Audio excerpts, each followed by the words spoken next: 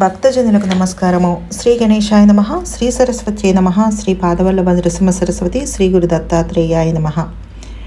మనము ఆంజనేయ చరిత్ర 2వ రోజు పారాయణ చేసుకుంటున్నాము. దీంట్లో ఇవాళ హనుమంతుడి కాశీయాత్ర. 10 నిమిషాలలో ముహూర్తం అంటే సంబరాలు సమకూర్చుకునేది ఎలాగండి? శివలింగ ప్రతిష్ఠ అంటే సామాన్యమా? అది ఒక మహాయజ్ఞమంత పని కదా, కనీసం లింగమైనా చెక్కించాలి కదా అని రాముడు గోలపెట్టాడు. మహర్షులు అదేమీ లెక్క పెట్టకుండా ఇలా అన్నారు, ప్రభు నువ్వు ఉండంగా ఇంకా సంబరాలు ఏమి కావాలి? మంత్రాలు చెప్పేందుకు మేమున్నాం. ఈ సీతమ్మ తల్లి చేత్తో ఏ గులకరాయి పెట్టినా అది పవిత్ర శివలింగమే అవుతుంది. నువ్వు చేత్తో ముట్టుకొని రావయ్యా అని పిలిస్తే శివుడు సంతోషంగా వచ్చి కూర్చుంటాడు. అసలైనా శివుడు ఇక్కడ లేడా ఏమిటి? కానీ రాముడి ఆలోచనలు వేరుగా ఉన్నాయి. ఆయన కొంచెం ఇబ్బందిగా చూసి కొంచెం ఆలోచించి దూరంగా నిలబడి ఉన్న హనుమంతుడి దగ్గరికి వెళ్ళి భుజం మీద చెయ్యి వేసి ఇలా అన్నాడు, హనుమా నువ్వే నన్ను గట్టెక్కించాలి. పెద్దలేదో ప్రేమతో అన్నారు కదా అని గులకరాయి పెట్టి శివలింగ ప్రతిష్ఠ ఎలా చేస్తాం?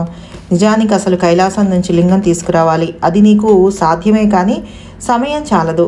మానవులకు కాశీయే కైలాసం. ఈ దక్షిణాగ్రం నుంచి దండకారణ్యం దాటి, వింధ్య దాటి, ప్రియాగ దాటి కాశీకి పోయి రావటం మామూలు మనుషులకు కష్టమే, కానీ నీకది నిమిషపు పని. కనుక నువ్వు కొంచెం ఓపిక చేసి కాశీకి వెళ్ళి ఒక మంచి శివలింగం తెచ్చిపెడితే మహర్షులు చెప్పిన ముహూర్తంలో ప్రతిష్ఠ చేద్దామని ఉంది. ముహూర్తంలోగా వెళ్ళి రాగలవా? శ్రీరాముడు ఇంత వినయంగా మాట్లాడేసరికి హనుమంతుడు విలవిలలాడిపోయి, అదేం మాట మహాప్రభు, మీ ఆజ్ఞకు తిరుగుందా అంటూనే ఆకాశంలోకి ఎగిరి వెళ్ళిపోయాడు. వెళ్తున్న హనుమంతుడిని చూస్తూ శ్రీరాముడు ఆదుర్దాగా ఇలా అరిచాడు, హనుమా జాగ్రత్త, లంకలో దూకినట్టు దూకుతావేమో, జాగ్రత్త, అది కాశీ మహాక్షేత్రం. అక్కడ అణువణువున శివుడే ఉంటాడు. అక్కడ ప్రతిజీవి మహర్షే. జాగ్రత్తగా దిగి వాళ్ళ అనుమతితో లింగం తీసుకురా. హనుమంతుడు శ్రీరాముడి మాటలు విని నవ్వుకుంటూ చిత్తం ప్రభు అంటూనే ముందుకు సాగిపోయాడు.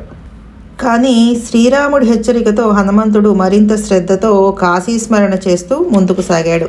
హనుమంతుడు అలా వెళ్ళాడో లేడో మహర్షులు ఇక్కడ ప్రతిష్ఠా కార్యక్రమం మొదలుపెట్టేశారు. పూర్వరంగ క్రియలన్నీ చకచకా పూర్తి చేసి ముహూర్తం మించిపోతోందని ఒకటే కంగారు పడసాగారు.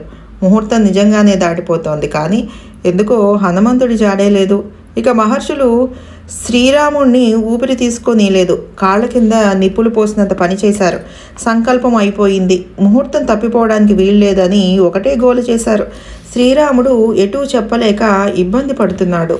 ఇంతలో సీతాదేవికి ఒక దివ్య ఆవేశం కలిగినట్లయి చటుక్కున అక్కడే ఉన్న ఇసుకను తన చేతులతో పోగేసి చిన్నపిల్లలు ఇసుకగూడు కట్టినట్లుగా ఒక శివలింగాన్ని క్షణాల్లో తయారు చేసేసింది. వెంటనే రాముడు ఆనందంగా ఆ ఇసుకలింగాన్ని మెచ్చుకుంటూ దాని మీద చెయ్యి వేయటం, మహర్షులు ప్రతిష్టా మంత్రాలను చదవటం, శివుడు సపరివారంగా ఆ లింగంలోకి ప్రవేశించటం, ఆ ఇసుక లింగంలాగా గట్టిపడిపోవటం అన్ని మెరుపుల్లాగా జరిగిపోయాయి. రాముడు సీత ఇద్దరూ కూడా ఒళ్ళు మర్చి జయ జయ మహాదేవ అని ఆవేశంగా అరుస్తూ పరమేశ్వరుడి పాదాలకు ప్రణమిలుతున్నారు. మహర్షులంతా పరమానంద పరవశులై రామేశ్వర రామేశ్వర అంటూ సంకీర్తన చేస్తున్నారు. జ్యోతిర్లింగాకార ద్వాదశ రూప పరమశివ, జ్ఞానకార కాలకార నిర్వికార శివశివ, జ్యోతి రూపక రామేశ, సేతు సమీప ధృతవాస, సైకత సంవృత నిజవేష, సీతారామ ప్రియరూప, రామస్య నాదస్యం భవసి, రామోపి నాదస్తే భవతి, యువాంహిదో వై రామేశౌ, సచ్చిదానంద ద్వయవేశౌ. అలా అక్కడ పుష్పక విమానంలో దిగిన వారంతా శివభక్తి పారవశ్యంలో మునిగిపోయి ఉన్నారు. సరిగా సమయానికి పిడుగులాగా దూకాడు హనుమంతుడు. ఆయన చేతిలో జీవకళలు ఒలుగుతున్న చక్కటి శివలింగం ఉంది. ఆయన ముఖం మాత్రం అసంతృప్తితోనూ ఉక్రోషంతోనూ కుతకుతలాడుతోంది.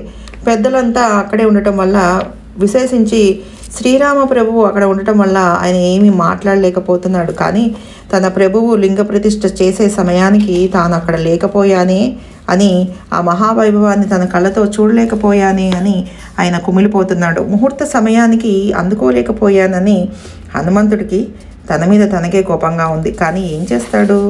శ్రీరాముడేమో జాగ్రత్త జాగ్రత్త అని వెళ్లే ముందు ఒకటే హెచ్చరికలు చేశాడు.